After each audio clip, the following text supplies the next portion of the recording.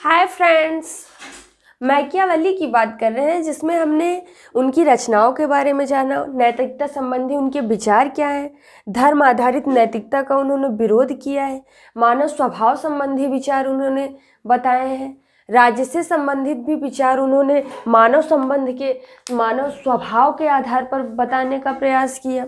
और क्योंकि वो अपने उस समय में सामाजिक जो परिस्थितियाँ थी उससे प्रभावित भी थे, तो शासन के उन्होंने 3 शुद्ध रूप और शासन के 3 भ्रष्ट रूप भी बताए हैं। अब एक शासक के क्या गुण होने चाहिए, मैकियावेली ने इसे किस तरीके से बताया, इसके बारे में जानते हैं। मैकियावेली मूलतः एक व्यवहारिक राजनीतिक चिंतक है और वह तत्कालीन इटली की राजनीतिक दुर्दशा से दुखी था। उसकी महत्वाकांक्षा थी कि इटली का राजनीतिक एकीकरण हो, वह न केवल शक्तिशाली राज्य बने अपितु एक साम्राज्यवादी राज्य के रूप में प्राचीन रोमन साम्राज्य के गौरव को पुनः प्राप्त करे। उसका विश्वास था कि इस कार्य को किसी ऐसे निरंकुश शासक द्वारा पूरा किया जा सकता है जो शासन की कला का पूर्ण विशेषज्ञ हो।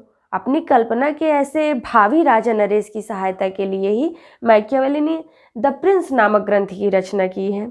और वह प्रिंस जो इनके द्वारा लिखी गई पुस्तक है बहुत ही फेमस है और बहुत ही इनका जो प्रिंस नामक पुस्तक इन्होंने रचना की है, उसके 18वें अध्याय में उन्होंने शासन की कला से संबंधित उन सिद्धांतों एवं नियमों का उल्लेख किया है जो राज्य एवं इसके हितों की रक्षा में सहायक हो सकते हैं। मैकियावेली का विश्वास था कि एक महत्वाकांक्षी शासक द्वारा इन सिद्धांतों अथवा परामर्शों का अवश्य ही पालन किया जाएगा, अर्थात वह उन्हें एक सफल शासन के गुणों के रूप में अपनाएगा। और इस विषय में उन्होंने कुछ बहुत प्रमुख मान्यताएं हैं कि शक्ति के अर्जन के तरीके से उन्होंने बताया। प्रशिक्षित राष्ट्रीय सेना हो, युद्ध के लिए तैयार हो। शक्ति का अर्जन यानी शासक का कर्तव्य जो उन्होंने बताया, वो कहा कि शासक का कर्तव्य राज्य में शांति व्यवस्था बनाए रखना और बाहरी आक्रमण से रक्षा करना, यानी यह कार्य शक्ति के द्वारा ही किया जा सकता है। अतः एक सफल शासक के लिए जरूरी है कि वह शक्ति का अधिक से अधिक अर्जन करे और प्राप्त शक्ति के आधार पर साम्राज्य की रक्षा एवं विस्तार करे। प्रशिक्षित राष्ट्रीय सेना की भी बात करते हैं। वो उस समय में यानी मैकियावेली के समय में 3 प्रकार की सेनाओं का प्रचलन था। राज्य की परंपरागत सेना, भाड़े की सेना और राष्ट्रीय सेना। यानी जो प्रथम प्रकार की सेनाएं इटली के विभिन्न राज्यों में थी, जैसे जो परंपरागत सेना थी, और ये सेनाएं जो है राजा एवं सामंतों के सैनिकों से मिलकर बनती थी। और जब संकट काल होता था, ये संकट काल में जब राजा की सेना को आवश्यकता होती थी तो उसे अपनी सेना तो शीघ्र उपलब्ध हो जाती थी, किंतु विभिन्न सामंतों की सेनाएं शीघ्रता से प्राप्त नहीं होती थी और वे कभी कभी विश्वसनीय भी नहीं होती थी। और इस स्थिति में राजा धन व्यय करके भाड़े की सेना प्राप्त करता था, किंतु ये सेना भी विश्वसनीय सिद्ध नहीं होती थी। इस प्रकार राज्य की परंपरागत सेनाएं व भाड़े की सेनाएं किसी राज्य की सुरक्षा की गारंटी नहीं थी। मैकियावेली ने इन दोनों प्रकार की सेनाओं की निंदा करते हुए राष्ट्रीय सेना के गठन पर बल दिया। तो शासक के गुण में उन्होंने कहा कि ये भी शासक के गुणों के रूप में अपनाया जाना चाहिए। और इसी से संबंधित एक मान्यता उन्होंने बताया कि प्रशिक्षित राष्ट्रीय सेना होना चाहिए और युद्ध के लिए तैयार हो। यानी मैकियावेली युद्ध को राजनीति का एक अनिवार्य अंग मानता है। राज्य की रक्षा एवं विस्तार के लिए युद्ध का विशेष महत्व है। उसका मत है कि शांति का काल युद्ध की तैयारी का काल होता है। अतः राजा को शांति काल में भोग विलास, आलस्य व आराम से बचकर अपना ध्यान सेना की वृद्धि व प्रशिक्षण में लगाना चाहिए, ताकि आकस्मिक संकट आने पर राज्य की रक्षा कर सके। यानी अनुकूल अवसर आने पर राज्य का विस्तार भी कर सके और शांति काल में लगातार सैनिक शक्ति की वृद्धि करने का लाभ यह भी है कि सामान्य जनता में अनुशासन व राष्ट्र प्रेम भावना को भी विकसित किया जा सके। शांति काल की नीति भी बताई। यह भी बताया कि प्रायः शांति काल में आंतरिक असंतोष उत्पन्न हो जाता है और शासक को लोकप्रियता व प्रतिष्ठा घटने लगती है।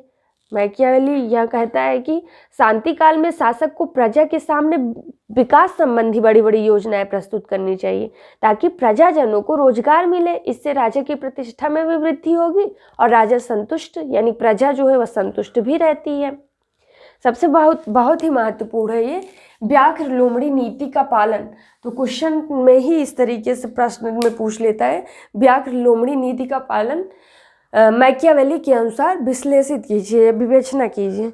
तो शासक की एक प्रमुख समस्या अपने आगे विरोधियों को अंत करना है और अपने विरुद्ध किए जाने वाले षड्यंत्रों को असफल करना है। तो मैकियावेली ये कहता है कि इस उद्देश्य से शासक को व्याघ्र शेर की भांति निर्दयी होना चाहिए ताकि शत्रुओं का कठोरतापूर्वक अंत किया जा सके। उसे अपने विरुद्ध रचे गए जालों यानी षड्यंत्रों से अपनी रक्षा करने के लिए लोमड़ी के समान चालाक भी होना चाहिए, चालाकी का भी प्रयोग करना चाहिए। तो मैकियावेली के शब्द में ही इन्होंने इस तरीके से बताया है कि जालों यानी षड्यंत्रों को भांपने के लिए नरेश को यानी शासक को लोमड़ी और भेड़ियों को भयभीत रखने के लिए शेर होना चाहिए। भययुक्त आचरण की भी इन्होंने बात की है। सद्गुणों का प्रदर्शन, सामान्य सदाचार का पालन करना चाहिए।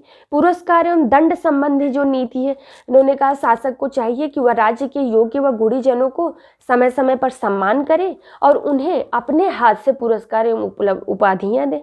किंतु जब किसी प्रभावशाली व्यक्ति को दंडित करना हो तो शासक को यह कार्य अपने किसी अधीनस्थ द्वारा कराना चाहिए ताकि शासक पर सीधा आरोप नहीं लगे और यदि आवश्यकता पड़े तो दंड को संशोधित करने के लिए स्वतंत्र रहे। राज्य के आर्थिक विकास में सहायता किस तरीके से, उन्होंने कहा कि व्यापार व वाणिज्य संबंधी कार्य करने चाहिए, यानी शासक को स्वयं नहीं करना चाहिए। उन्होंने कहा उस विकास में सहायता अवश्य करनी चाहिए और जब राज्य में कृषि, व्यापार व वाणिज्य का विकास नहीं होता है तो निर्धनता आती है और उसके कुपरिणाम जो है शासक को भोगने पड़ते हैं। अतः इन वर्गों के व्यक्तियों को प्रोत्साहन देना चाहिए जो व्यापार एवं वाणिज्य से संबंधित है, तो ये राज्य के आर्थिक विकास में सहायता करेंगे। कानून का पालन, यानी शासक को प्रजाजनों एवं अधिकारियों से कठोरतापूर्वक कानून का पालन कराना चाहिए क्योंकि इससे प्रशासन व भ्रष्टता समाप्त होती है और शासन का स्थायित्व वो जो है प्राप्त होता है। उसे जो है पदाधिकारियों की भ्रष्टता एवं लापरवाही को समाप्त करने के लिए विधिक उपाय करने चाहिए। मैकियावेली ने जहाँ कठोरतापूर्वक कानून को लागू करने की बात कही है, वहीं उसने यह भी कहा है कि स्वयं शासक द्वारा कानूनों को प्रजाजनों की संस्थाओं, परंपराओं व प्रथाओं के अनुसार बनाया जाना चाहिए, अन्यथा प्रजाजनों में असंतोष फैल जाता है। मितव्ययिता व उदारता की नीति की भी बात की है। अंतर्राष्ट्रीय क्षेत्र में अपनाई जाने वाली योग्य नीतियाँ क्या है, इसकी भी बात उन्होंने की है। उन्होंने कहा कि अंतर्राष्ट्रीय नीति का आधार शक्ति है, अतः शासक को ऐसी नीति का पालन करना चाहिए कि कोई राज्य अधिक शक्तिशाली और प्रभुत्व संपन्न न हो सके और न ही राज्यों में परस्पर सहयोग के द्वारा किसी शक्तिशाली राज्य की स्थापना हो। यानी अंतर्राष्ट्रीय क्षेत्र जो नीति अपनाए जाने की बात इन्होंने कही है कि इन्होंने कहा कि जो हमारे पड़ोसी हैं उनसे जो है हम झगड़ते रहना चाहिए। इससे क्या होगा कि हमको अंतर्राष्ट्रीय नीति में कि हमारे राज्य में वो एकता और समानता बनी रहेगी, यानी एकता एवं राष्ट्र प्रेम की भावना बनी रहेगी। यानी इन्होंने कहा कि जो विभिन्न पड़ोसी राज्यों में परस्पर झगड़े उत्पन्न कराने चाहिए और फिर स्वयं उनके विवादों में इस प्रकार हस्तक्षेप करना चाहिए कि वे आपसी विवादों के हल के लिए उसकी मध्यस्थता स्वीकारें। विजित राज्य के प्रति नीति क्या होनी चाहिए, यानी जनसंख्या संबंधी क्या नीति होनी चाहिए, विजित राज्य के प्रति क्या नीति होनी चाहिए। जनसंख्या नीति के लिए उन्होंने कहा कि जनसंख्या में वृद्धि होने देना चाहिए ताकि राज्य के लिए प्रचुर मात्रा में सैनिक उपलब्ध हो। और मैकियावेली ने राज्य के उत्थान एवं विस्तार में मानव शक्ति को विशेष महत्व स्वीकार किया है। विजित राज्य के प्रति नीति भी उन्होंने स्वीकार की है। उन्होंने कहा जब शासक युद्ध में किसी राज्य को जीत ले तो उसे अपना उपनिवेश बना लेना चाहिए और इस विजित राज्य है, राज्य की प्रजा का विश्वास एवं मित्रता प्राप्त करनी चाहिए। यानी इस दृष्टि से आवश्यक है कि शासक उस राज्य के कानूनों, प्रथाओं, रीति रिवाजों एवं धार्मिक रीति रिवाजों में कोई परिवर्तन नहीं करे और प्रजा के प्रति सद्व्यवहार एवं मित्रता की नीति का पालन करे। तो हमने देखा कि मैकियावेली ने किस तरीके से एक व्यवहारिक राजनीतिक चिंतक के रूप में शासक के गुण निर्धारित किए, जो आज के समय में भी प्रासंगिक है। इसीलिए इन्हें आधुनिक राजनीतिक चिंतन का प्रथम विचारक भी कहा जाता है। अब मैकियावेली चिंतन की प्रमुख विशेषताएं क्या थी? यानी विशेषताएं जो थी, इन्होंने यथार्थवादी एवं बुद्धिवादी दृष्टिकोण अपनाया। सबसे महत्वपूर्ण जो उनको मैकियावेली के चिंतन की प्रमुख विशेषता थी, मनोवैज्ञानिक दृष्टिकोण को अपनाया। आधुनिक अध्ययन पद्धति की शुरुआत की, संघ राज्य की पूर्वगामी की बात की। हमने देखा कि राष्ट्र राज्य का समर्थन इन्होंने किया और इसीलिए इन्हें राष्ट्र राज्य की अवधारणा का जनक भी माना जाता है। व्यक्तिवादी के पूर्वगामी रहे। राजनीति में इन्होंने अनैतिकता का समर्थन किया। ये भौतिकवाद तथा उपयोगितावाद का पूर्वगामी रहे। धर्म एवं नैतिकता से राजनीति को, यानी उन्होंने कहा धर्म व नैतिकता राजनीति से किस तरीके से पृथक्करण है, इसको भी स्पष्ट रूप से बताया।